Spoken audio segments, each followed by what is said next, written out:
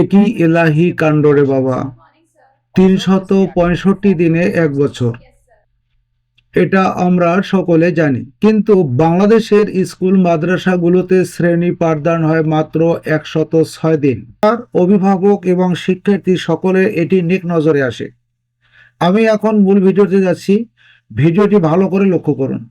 সাপ্তাহিক ছুটির জন্য শ্রেণী পাঠদান হয় না বছরে ১০৪ দিন। আমরা সকলে জানি বাংলাদেশের স্কুল মাদ্রাসাগুলোতে সাপ্তাহিক ছুটি ২ দিন। এই ২ দিন ছুটির কারণে ৫২ সপ্তাহে ১ বছর। এই ৫২ সপ্তাহে ১ বছর হলে সপ্তাহে যদি ২ দিন ছুটি হয়, ১০৪ দিন আমাদের সাপ্তাহিক ছুটির কারণে শ্রেণী পাঠদান হয় না। সরকারি ছুটির জন্য শ্রেণী পাঠদান হয় না ৮২ দিন। এই সরকারি ছুটি হলো বিভিন্ন ধর্মীয় দিবস এবং জাতীয় দিবস এবং আন্তর্জাতিক দিবস। এখানে গ্রীষ্মকালীন ছুটি, শীতকালীন ছুটি এবং ঈদ, মাঘী পূর্ণিমা, পূজা সকল প্রকার ছুটি এখানে ইনক্লুড করা আছে। ৮২ দিন স্কুল বন্ধ থাকে এই ছুটিগুলোর কারণে, শ্রেণী পাঠদান হয় না। প্রধান শিক্ষক কর্তৃক সংরক্ষিত ছুটির অধিকার রাখে ৩ দিন, এজন্য শ্রেণী পাঠ হয় না। বছরে ৩ দিন প্রধান শিক্ষকগণ তাদের বিভিন্ন সিচুয়েশনের উপর ভিত্তি করে, বিভিন্ন প্রেক্ষাপটের উপর ভিত্তি করে ৩ দিন তারা ক্লাস বর্জন করেন। এজন্য বছরে ৩ দিন প্রধান শিক্ষকের সংরক্ষিত ছুটির কারণে ৩ দিন শ্রেণী পাঠদান হয় না। বাংলাদেশে ২টি পরীক্ষার ব্যবস্থা চালু আছে, একটা হলো অর্ধবার্ষিক পরীক্ষা, একটা হলো বার্ষিক পরীক্ষা। এই অর্ধবার্ষিক পরীক্ষা এবং বার্ষিক পরীক্ষায় ১২টি সাবজেক্ট, এই ১২টি সাবজেক্টের মধ্যে ২বার পরীক্ষা হলে ২৬ দিন শ্রেণী পাঠদান হয় না। এ সময় কিন্তু আবার স্কুল খোলা থাকে, কিন্তু শ্রেণী পাঠদান হয় না পরীক্ষা চলাকালীন সময়ে। এটা মনে রাখতে হবে। বাংলাদেশ একটি প্রাকৃতিক দুর্যোগপূর্ণ দেশ। সবচেয়ে প্রাকৃতিক দুর্যোগ বাংলাদেশে সবচেয়ে বেশি হয়। বাংলাদেশে প্রাকৃতিক দুর্যোগের কারণে শ্রেণী পাঠদান হয় না বছরে ১০ দিন। এটি একটি কম করে ধরা হয়েছে, কারণ প্রাকৃতিক দুর্যোগের কারণে বাংলাদেশে কমপক্ষে ২০ দিন, ১৮ দিন বা ১৫ দিন, ১৪ দিন ক্লাস হয় না। আমরা কম করে ধরেছি। প্রাকৃতিক দুর্যোগের কারণে বাংলাদেশের স্কুল মাদ্রাসাগুলোতে শ্রেণী পাঠদান হয় না বছরে ১০ দিন। আমাদের বার্ষিক পরীক্ষার পর ডিসেম্বর মাসে এই সময়টা আমাদের শ্রেণী পাঠদান বন্ধ থাকে। এখানে বার্ষিক পরীক্ষার পর শ্রেণী পাঠদান হয় না ১৫ দিন। একজন শিক্ষার্থী বছরে ২০ দিন, ২৫ দিন, ৩০ দিন পর্যন্ত তারা স্কুলে অ্যাবসেন্ট থাকে। সেটা হতে পারে অসুখের কারণে, সেটা হতে পারে বাড়িতে কোনো অনুষ্ঠানের কারণে, সেটা হতে পারে অন্য কোনো কারণে। তারা একজন শিক্ষার্থী বছরে ২০ থেকে ৩০ দিন স্কুলে অনুপস্থিত থাকেন। আমরা ধরে নিলাম একজন শিক্ষার্থী বছরে ৮ দিন অনুপস্থিত থাকেন। আমরা বেশি করে ধরলাম না, কম করে ধরলাম। এই ৮ দিন কিন্তু সে শ্রেণী পাঠদান থেকে বঞ্চিত হলো। প্রত্যেক শিক্ষকের জন্য সরকার নির্ধারণ করে দিয়েছে নৈর্ব্যক্তিক ছুটি ২০ দিন করে। যদি একজন শিক্ষক ১০ দিনও বছরে নৈর্ব্যক্তিক ছুটি কাটে, তাহলে ওই প্রতিষ্ঠানে যতগুলো শিক্ষক আছেন সকলে যদি ১০ দিন করে নৈর্ব্যক্তিক ছুটি কাটেন, তাহলে ওই শিক্ষকের শ্রেণী পাঠদানগুলো ভালো হয় না। আমরা ধরে নিলাম শিক্ষকগণ ছুটি কাটার কারণে ৫ দিন শ্রেণী পাঠদান ভালো হয় না বা হয়ই না। এটা প্রক্সি ক্লাসের মাধ্যমে এই ক্লাসগুলো চলে, অথবা এই ক্লাসগুলো এমনিতে ফাঁকা যায়। আমরা এখানে কিন্তু মূলত ১০ দিনেরও বেশি ধরা দরকার, আমরা ধরলাম ৫ দিন। সবচেয়ে গুরুত্বপূর্ণ বিষয় হলো বিভিন্ন অজুহাতে বা খরা অজুহাতে চতুর্থ পিরিয়ডের পর বাংলাদেশের স্কুল মাদ্রাসাগুলো হর হামেশায় ছুটি দেওয়া হয় চতুর্থ পিরিয়ডের পর। এটা আমার ধারণা মতে, আমি যতটুকু জানি, কোনো কোনো শিক্ষা প্রতিষ্ঠান প্রায় ৪০ দিন বছরে, ৫০ দিন বছরে চতুর্থ পিরিয়ডের পর ছুটি দেন। কেউ কেউ আবার বছরে ২০ দিনও ফুল ক্লাস করেন না। আমরা এই সমস্যা থেকে উত্তরণ পাওয়ার কোনো আমাদের উপায় নেই। আমরা প্রত্যেকটি স্কুল মাদ্রাসা দেখতে পারি অর্ধ দিবস পর ছুটি দেয়। এখানে কিন্তু শ্রেণী পাঠদান ওই সময় হয় না। ধরে নিলাম বছরে অর্ধ দিবসের ছুটির কারণে শ্রেণী পাঠদান হয় না ৬ দিন। এটা কিন্তু ৬ দিন হবে না, অনেক বেশি দিন হবে, অনেক দিন হবে। অর্ধ দিবসের পর ছুটি। ঈশান কোণে মেঘ করেছে, স্যার ছুটি দেন, আজ প্রচন্ড গরম স্যার ছুটি দেন, স্যার ক্রিকেট খেলা আছে ছুটি দেন, বিভিন্ন কারণে ছুটি দেওয়া হয়। অমুক ব্যাপারী মারা গেছেন স্যার ছুটি দেন, বিভিন্ন কারণে ছুটি দেওয়া হয়। আমরা ধরে নিলাম সর্বনিম্ন 6 দিন। আমরা যদি এই ছুটিগুলো যোগ করি তাহলে দাঁড়াবে কি দেখুন। এগুলো কিন্তু শেষ নয়, আরো অনেক ছুটি আছে, সেগুলো বলবো। সেগুলো না বলে ছাড়ছি না, সেগুলো বলবো। আরো অনেক ছুটি আছে। আমরা উপরোক্ত ছুটিগুলো যেগুলো দেখলাম, সর্বমোট শ্রেণী পাঠদান হয় না বছরে 259 দিন। এটা হয় না শ্রেণী পাঠদান বাংলাদেশি স্কুলগুলোতে। 365 দিনে এক বছর, 259 দিন শ্রেণী পাঠদান হয় না, এবং শ্রেণী পাঠদান হয় মাত্র 106 দিন।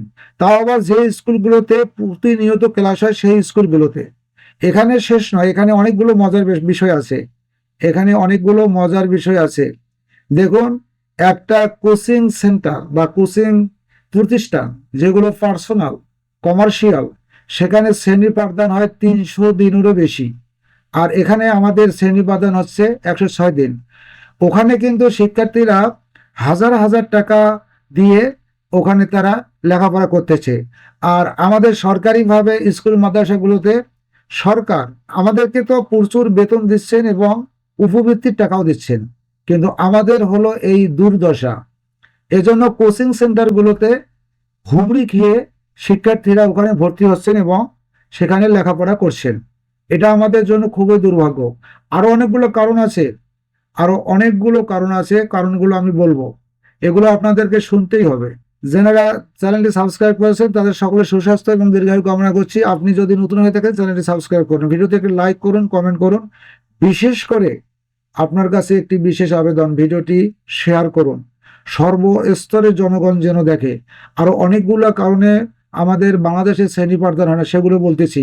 এখন এই ভিডিওটি শেয়ার করুন, আপনার বন্ধু বান্ধবকে তারাও যেন শেয়ার করে, সরকারের জন্য দৃষ্টিগোচর হয়, অভিভাবকের দৃষ্টিগোচর হয়, শিক্ষার্থীর দৃষ্টিগোচর হয়, সচেতন ব্যক্তি যারা আছেন তাদের জন্য দৃষ্টিগোচর হয়।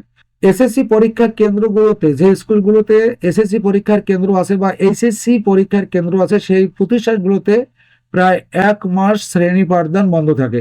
পরীক্ষার ফাঁকে ফাঁকে কোনোদিন স্কুল বন্ধ থাকে এবং প্র্যাকটিক্যাল পরীক্ষার কারণেও সর্বনিম্ন 1 মাস ওই স্কুলগুলোতে শ্রেণী পাঠদান হয় না।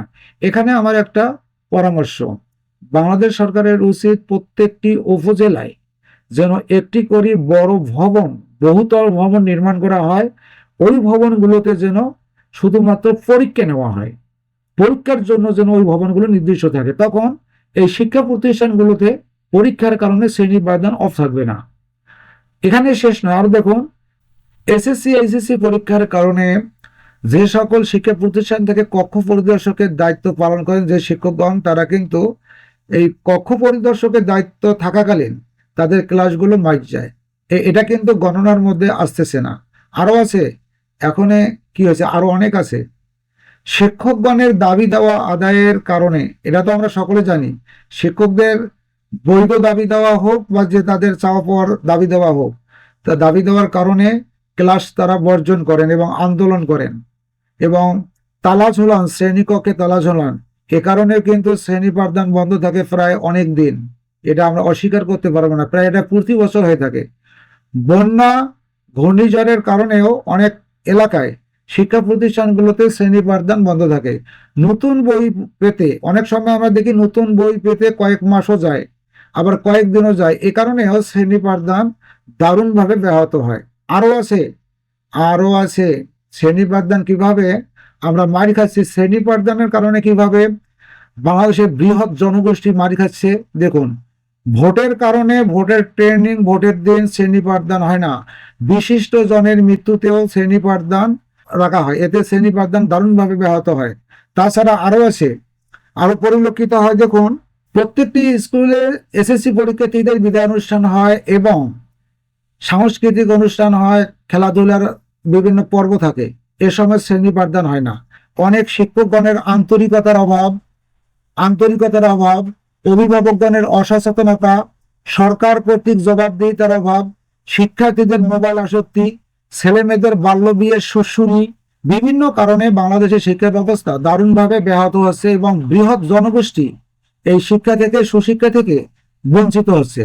এবং বাংলাদেশের যারা শিক্ষা মন্ত্রণালয়ের দায়িত্বে আছেন তাদের সন্তান কিন্তু এ ধরনের শিক্ষা প্রতিষ্ঠানে লেখাপড়া করে না। তারা লক্ষ লক্ষ টাকা খরচ করে বড় বড় কোচিং সেন্টারে এবং প্রাইভেট মাস্টার দিয়ে এবং বিদেশে লেখাপড়া করান। মারি খাচ্ছি কিন্তু আমরা সাধারণ জনগণ, আর এই জনগণের টাকা দিয়ে কিন্তু শিক্ষা প্রতিষ্ঠানগুলো চলতেছে। এ ব্যাপারে আমার কিছু পরামর্শ থাকবে, এ ব্যাপারে আমি কিছু পরামর্শ দিব, আপনার লক্ষ্য করুন। সাপ্তাহিক ছুটি 2 দিনের পরিবর্তে 1 দিন করতে হবে। আমাদের দেশে সাপ্তাহিক ছুটি 2 দিনের কোনো প্রয়োজন হতে পারে না। কেন 2 দিন আমরা সাপ্তাহিক ছুটি গ্রহণ করব? সাপ্তাহিক ছুটি হবে 1 দিন, সেটা হবে শুক্রবার। কারণ আমাদের বাংলাদেশটি হলো মুসলিম অধ্যুষিত বা মুসলিম সংখ্যাগরিষ্ঠ দেশ। এই মুসলিম সংখ্যাগরিষ্ঠ দেশের কারণে এদেশের জনগণ, আমরা মুসলমান হিসেবে শুধু শুক্রবারের দিন স্কুল বন্ধ থাকবে, সাপ্তাহিক ছুটি। আর একটা বিষয় দেখুন, 82 দিন সরকারি ছুটি 82 দিনের পরিবর্তে আমাদেরকে আনতে হবে 40 দিন। 40 দিনে নেমে আনতে হবে। কেন নেমে আনতে হবে আমি এই বিষয়টি একটু আপনাদেরকে বুঝিয়ে বলছি। মনে করুন কিছু ছুটি আছে, যেমন আখিরি সাহার সোমবার, ঈদে মিলাদুন নবী, ফাতেহা ইয়াজদান, দোল যাত্রা, মাঘী পূর্ণিমা, ধর্মীয় দিবসগুলো, তাছাড়া বিজয় দিবস আছে, স্বাধীনতা দিবস আছে, আন্তর্জাতিক মাতৃভাষা বা শহীদ দিবস আছে। এই দিবসগুলোর দিন স্কুল খোলা রাখা দরকার। কেন খোলা রাখা দরকার?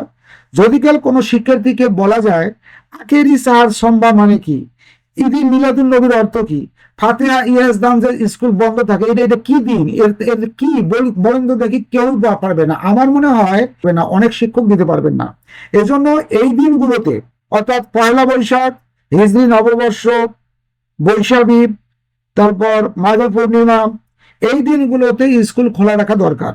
এই দিনগুলোতে স্কুল খোলা রাখা দরকার এ কারণে, বিজয় দিবস, স্বাধীনতা দিবস, শহীদ দিবস, এই দিনগুলোতে স্কুল খোলা রাখা দরকার এ কারণে যে ওই দিনগুলোতে শ্রেণী পাঠদান হবে অর্ধ দিবস, এবং বাকি দিবস ওই দিনের তাৎপর্য বা ওই দিনের মর্যাদা তুলে ধরে আমাদের সভা, সেমিনার, কুইজ প্রতিযোগিতা, শিক্ষার্থীদেরকে অবগত করা ওই দিনের তাৎপর্য সম্পর্কে। তবেই তারা ওই দিনের মর্মটা বুঝতে পারবে এবং শ্রেণী পাঠদানও হবে, এবং ওই দিনগুলো তারা ভালোভাবে অনুধাবন করতে পারবে। বলে ফাতেহা ইয়াজদান কি, আখিরি সাহার সোমবার কি, দোল যাত্রা কি, মাঘী পূর্ণিমা কি, এগুলো তারা ওয়াকিবহাল হবে। এজন্য এই দিনগুলোতে স্কুল খোলা রাখা দরকার।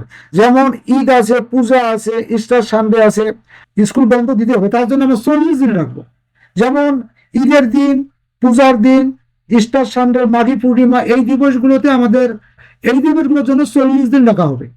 বিভিন্ন ধর্মের ধর্মীয় দিবস এবং আমাদের জাতীয় এবং আন্তর্জাতিক দিবসগুলো, এই দিবসগুলোর দিন স্কুল খোলা রেখে দিনের তাৎপর্যের উপর আমাদের আলোকপাত করা দরকার। তবে শিক্ষার্থীরা উপকৃত হবে। এবং যে ধর্মীয় দিবসগুলো আমাদের সাফল্যে আমরা পালন করি, সেগুলোর দিন ছুটি থাক, তার জন্য 40 দিন রাখা হোক। 16 ডিসেম্বর বিজয় দিবস না 26শে মার্চ বিজয় দিবস না স্বাধীনতা দিবস কোন, এটা আমরা অনেকে জানি না। এই জন্য ওই দিনগুলোতে স্কুল খোলা রেখে ওই দিনের তাৎপর্যের উপর স্কুলে অনুষ্ঠান করা দরকার। কো কারিকুলাম অ্যাক্টিভিটিস নেই বাংলাদেশের শিক্ষা প্রতিষ্ঠানগুলোতে। রমজান মাসে অর্ধ দিবস স্কুল ছুটি রাখা দরকার এবং বাকি দিনগুলো খোলা রাখা দরকার। কোচিং সেন্টারগুলোতে কেন এত হুমড়ি খেয়ে টাকা দিয়ে, হাজার হাজার টাকা দিয়ে সেখানে শিক্ষার্থী ভর্তি হচ্ছে, আর সরকারিভাবে আমরা যেখানে বেতন পাই লক্ষ লক্ষ টাকা একটা করে স্কুল মাদ্রাসায়, সেখানে শিক্ষার্থী কম, পাশের হার নেই, পাশের হার খুব যে কম।